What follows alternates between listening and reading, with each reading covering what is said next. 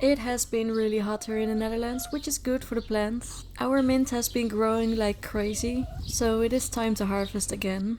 So basically what I'm doing is cutting each stem as low as I can. I leave about 3 centimeters above ground so new stems will be able to sprout. Today I will cut off almost everything because it's the beginning of summer and I'm sure it will regrow in no time. Now, like I said, it has been really hot here in the Netherlands. It has also been really wet, which is like the perfect condition for mint to grow in.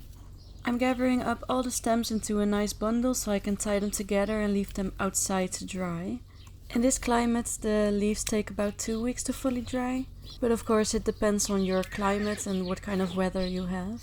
Here in the Netherlands we have a typical maritime climate. It is also called the oceanic climate. Now that I gathered up all the stems, I'm just perfecting the bundle so I can tie it off with a string. And like I said, I will just be hanging this out in the sun to dry. You can also put it in the oven at 70 degrees Celsius. I've done that before too and it dries it really well. So I'm just wrapping the string around the base of the bundle until it's like nice and tight and there won't be any stems that come loose.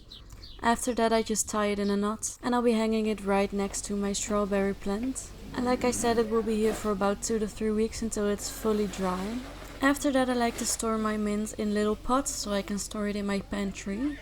If you do decide to store your mint in pots, remember to put your pots in a dark, cool place. I've had pots that went bad on me. It started like growing mold. There's always some moisture left in the mint. But that's how I do it. Please subscribe if you want to see more videos like this. And I hope you liked the video. Bye!